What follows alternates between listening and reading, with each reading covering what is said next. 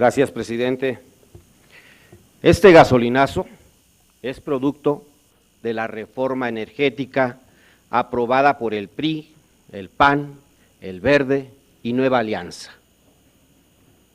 ¿Quién miente? ¿Ustedes, señores funcionarios, o yo? Aquí está la última, digamos, en fecha, cronológicamente hablando, la última ocasión en que justamente el presidente de la República habla de este tema. Esta es la página 51 de la exposición de motivos del paquete económico que hace 2 meses y medio envió el Ejecutivo y con la cual cuentan todos ustedes, señores funcionarios, y los 628 legisladoras y legisladores. Y dice así, el primer párrafo, palabras del presidente de la República. El siguiente paso que se propone, con el que se consolidaría la reforma energética en materia de combustibles fósiles, es la liberalización gradual y ordenada de los precios al público de las gasolinas y el diésel. Y más adelante dice, se propone a esa soberanía, a todas y todos nosotros, que la liberalización de precios entre en vigor a partir del 1 de enero del 2017 de forma gradual. Lo están diciendo ustedes, lo está diciendo el presidente de la República y lo ha negado todos estos días. Solo desde la pequeñez intelectual, el desamparo ético y la impotencia política, se puede afirmar que no hay más alternativas que sucumbir ante las fluctuaciones internacionales. A los privilegiados de siempre, en un acto de vergonzosa claudicación, el gobierno les ha prometido que no les tocará con un nuevo impuesto, a pesar de que el Estado mexicano es uno de los que menos recaudación fiscal tiene. Peor aún, a empresas que han obtenido contratos de licencia de exploración y producción de petróleo en las rondas 1.3 y 1.4, no se les ha exigido el pago del bono a la firma de dichos contratos, violando así la Ley de Ingresos sobre Hidrocarburos, lo que podría incluso constituir un delito. ¿Por qué, señor secretario de Energía, es esta situación? ¿Ya detectó, señor secretario de Hacienda, este faltante en los ingresos? En el apretado tiempo que nos da esta reforma, voy a proponer algunas alternativas, porque sí las hay. 1, que se eliminen los flujos y gastos superfluos de los 3 poderes de la Unión, además de disminuir los elevados sueldos de la burocracia federal, estatal y municipal. 2, que se incremente la recaudación fiscal con medidas como el aumento de las regalías mineras, el combate a la evasión fiscal de los grandes corporativos empresariales, la evasión de la estructura y establecimiento de un nuevo escalón del ISR para quienes ganan más de $1 millón al mes, creación del impuesto sobre la fortuna, etcétera. 3, que se eliminen las ventajas fiscales que le otorgan a los contratistas y se le niegan a Pemex. Por ejemplo, mientras que el artículo 39 de la Ley de Ingresos sobre Hidrocarburos señala que Pemex debe pagar por los hidrocarburos extraídos, dice así, incluyendo el consumo que de estos productos se efectúe, así como las mermas por derramas o quemas de dichos productos. En cambio, la cláusula 14.1 del contrato de licencia señala que el contratista podrá utilizar hidrocarburos producidos por las actividades petroleras, incluyendo su uso como parte de cualquier proyecto de recuperación avanzada, como combustible o para la inyección o levantamiento neumático, sin costo alguno. Además, a esos contratistas se les reconoce un sobrecosto de 25% en las actividades exploratorias, lo que constituye un subsidio injustificado, que por supuesto no se le concede a Pemex. ¿Por qué esa asimetría? ¿Por qué ese odio hacia Pemex, señores funcionarios? Dice que se secó la gallina de los huevos de oro. Falso. La han saqueado. la han asfixiado, pero no han logrado terminar con ella. Le pido Aún que hay una concluya, inmensa… señor senador. Gracias, presidente, le pediría un minuto más. La han saqueado, pero no han logrado terminar con ella. Aún hay inmensa riqueza petrolera y por eso la reforma hacendaria, ni siquiera hay coherencia en esto tampoco. 4, que en el Congreso de la Unión convoque a un periodo extraordinario para derogar las modificaciones legales que sustentan el adelanto del libre mercado de gasolinas. 5, que se ponga en marcha un combate frontal a la corrupción prevaleciente en el sector petrolero para eliminar el drenaje de recursos públicos a las arcas privadas. 6, que se fortalezca al Instituto Mexicano del Petróleo para que recupere su capacidad de soporte tecnológico del desarrollo petrolero nacional.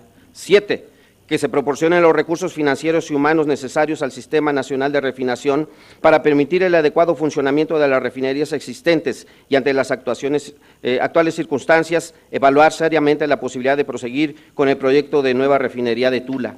Y 8, incremento salarial de emergencia. Ustedes adelantaron la liberalización de las gasolinas para que de un día a otro se elevara el precio. Le pido que más concluya, de un 20%. senador, por favor. Sí, concluyo. Y así darles un mercado más lucrativo a las empresas. Señor director de Pemex, ¿en dónde radica el fortalecimiento de la empresa pública que usted dirige si todo lo que hace es desmantelarla? Señor director de Pemex, ¿cuánto le cuesta a Pemex producir, almacenar y transportar las gasolinas hacia las gasolinerías? Señor secretario de Hacienda, ¿tenemos simplemente que ser un tomador de precios del mercado sur de Texas para establecer el valor de las gasolinerías en nuestro país? Porque si evidentemente la gasolina nacional tiene la ventaja de su cercanía con el mercado de consumo barata, los costos de transporte y almacenamiento, hemos de preferir seguir importando cada vez mayores volúmenes de mercancía. Señor secretario de Energía, señor secretario de Le pido Hacienda, que concluya, por favor, de señor Pemex, senador. gracias por sus respuestas. Gracias. Tiene el uso de la voz el licenciado Pedro Joaquín Caldwell, secretario de Energía.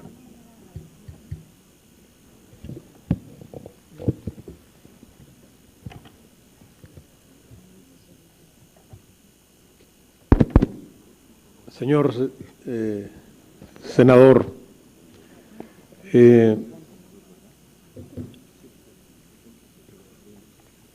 respecto al tipo de contrato que se otorgan a las empresas que licitan contratos de exploración y extracción, tenemos 3 modelos de contratos que estableció la reforma energética: los de utilidad compartida, los de producción compartida y los contratos de licencia.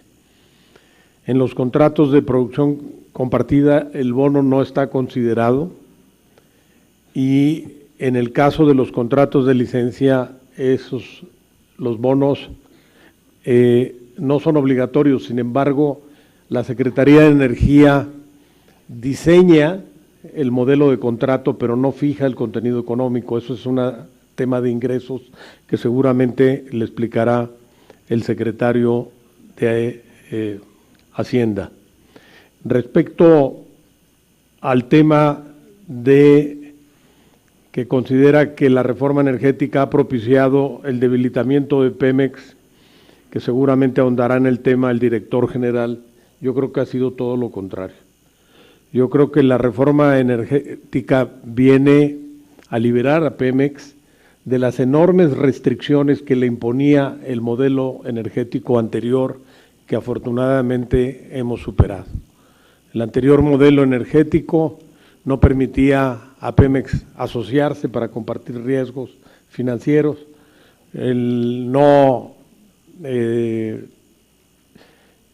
le fijaba un régimen fiscal muy severo. Pemex estaba muy limitado de asociarse, de competir, temas que ha superado la reforma energética. Hoy Pemex se equipara a cualquier petrolera mundial, puede ir a aguas profundas compartiendo riesgos, teniendo socios.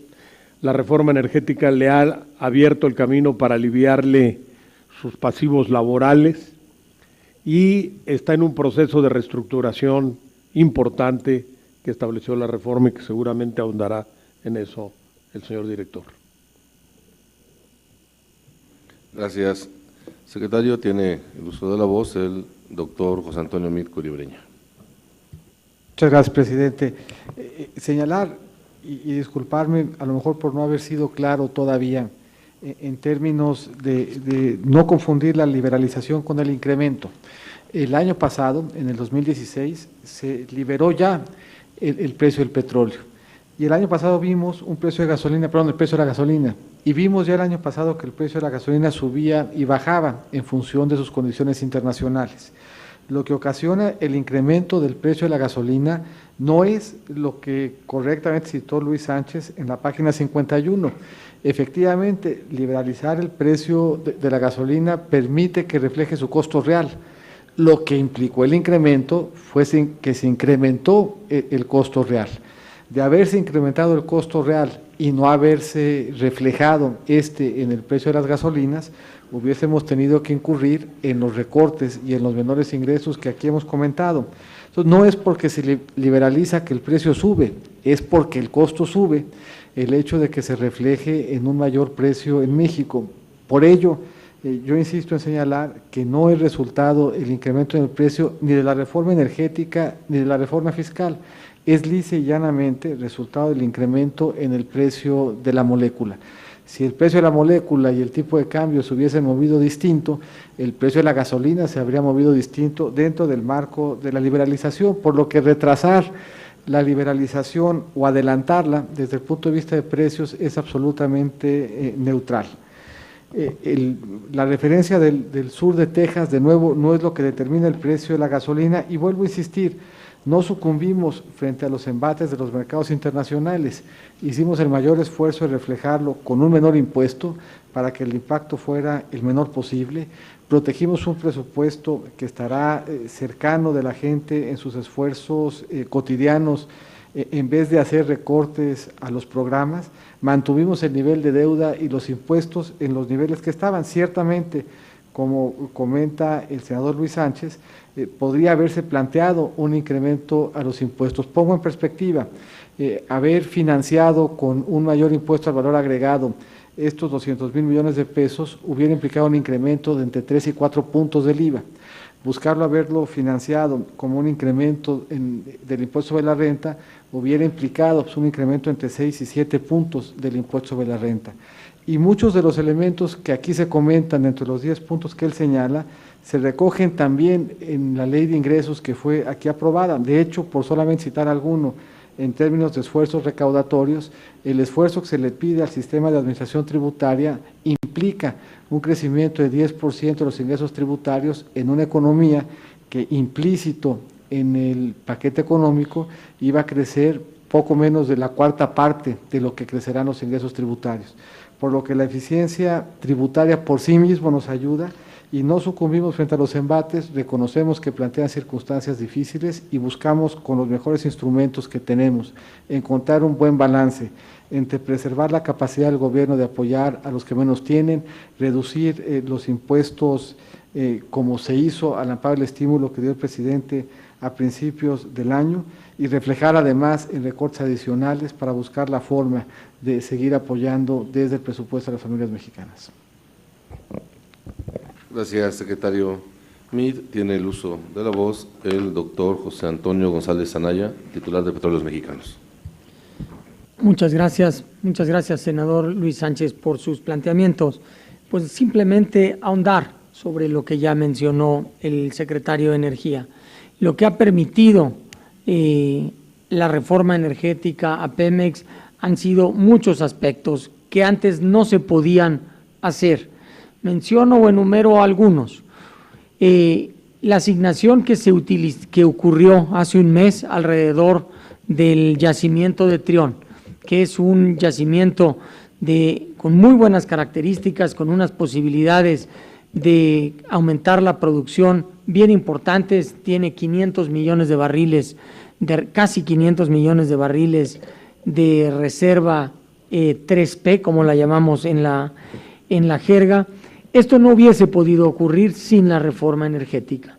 Es un proyecto que requiere una inversión de 11,000 millones de dólares, es un proyecto que requiere tecnología que no se tiene en Pemex y que no se puede rentar o adquirir de manera temporal. Es un proyecto que en todo el mundo las compañías más grandes del mundo lo hubiesen hecho de manera conjunta. Y prueba incluso de ello fue que cuando tuvimos que hacer un ajuste para mantener las finanzas sanas de la empresa en abril de este año, tuvimos que posponer este proyecto. Sin la reforma energética, este proyecto no hubiese salido adelante. Con la reforma energética, este proyecto va a tener inversiones, va a generar empleo este mismo año, cosa que no hubiese ocurrido de otra manera. Tomo otro ejemplo, el de las refinerías que se ha comentado aquí de manera tan importante. Una fracción bien importante del presupuesto de Pemex Refinación iba a la reconfiguración, a la construcción de una planta en la refinería de Tula. Lo que ahora, a través de una alianza que ahora permite la reforma energética, nos permite duplicar el presupuesto de mantenimiento y inversión propio de Pemex en las refinerías para el próximo año, comparado con el promedio de los últimos 6 años. Así que se podrían enumerar algunas otras acciones que permiten que esta libertad que tiene Pemex pueda fortalecerse en el futuro dentro del marco de la reforma energética. Muchas gracias. Gracias, doctor González Anaya. Tiene nuevamente el uso de la voz el senador Luis Sánchez Jiménez para el espacio dedicado a la réplica. Gracias, presidente, y apelo a su benevolencia para que me permita unos instantes más. Adelante, senador, yo le pido que nos ajustemos lo más posible al tiempo estipulado. Sí.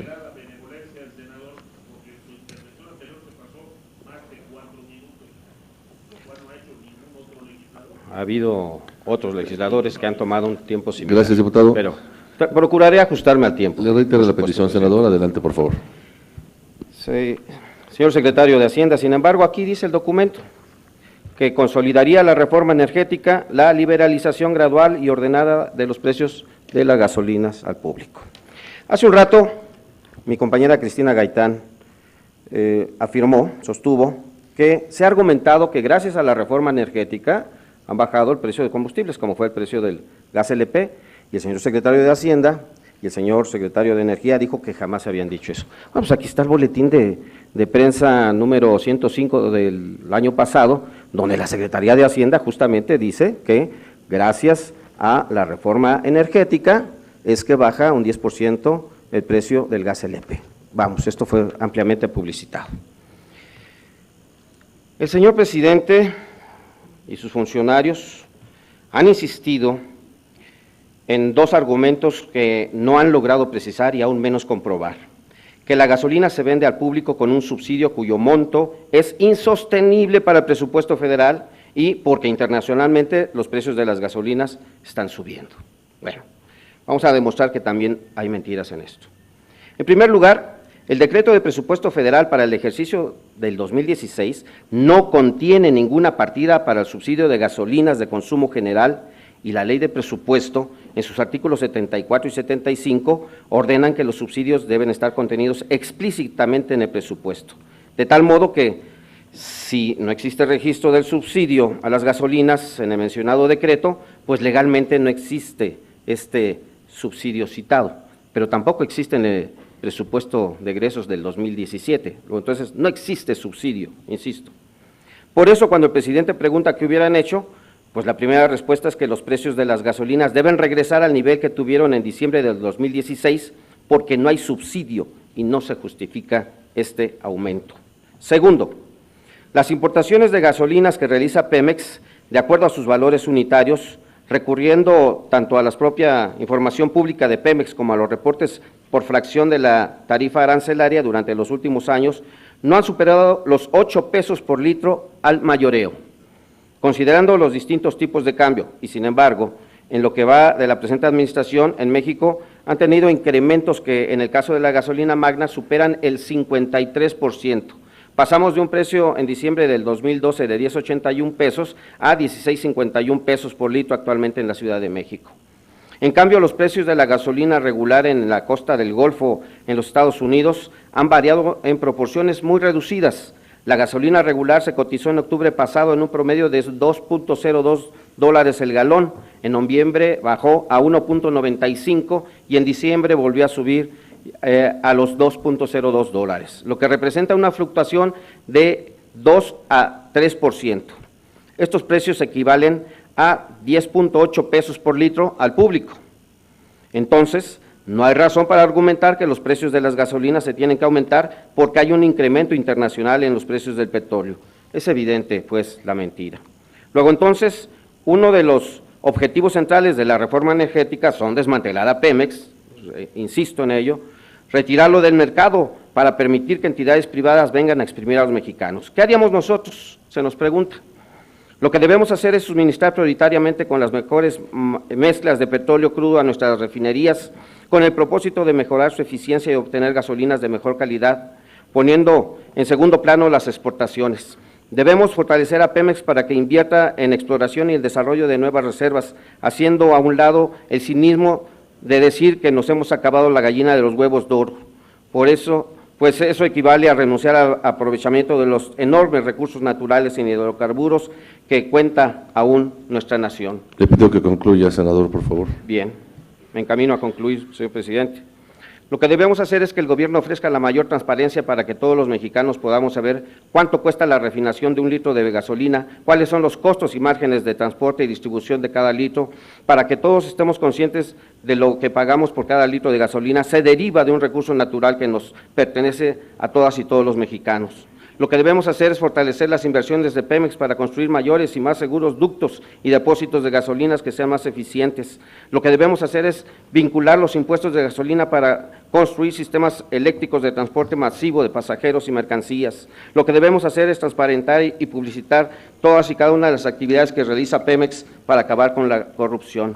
Señores funcionarios, el descontento que se ha mostrado en todas las entidades del país por el abusivo aumento de las gasolinas que se traduce en la disminución de las condiciones de vida de la población no se detendrá. Por el contrario, seguirá aumentando y coloca al país en una crisis social y política sumamente peligrosa. Esa es su responsabilidad. Señoras y señores del PAN y algunos del PRI, ¿están dispuestos a corregir el gasolinazo? Impulsemos el periodo extraordinario para modificar la ley de hidrocarburos, la ley del IEPS. Muchas gracias. Gracias, senador.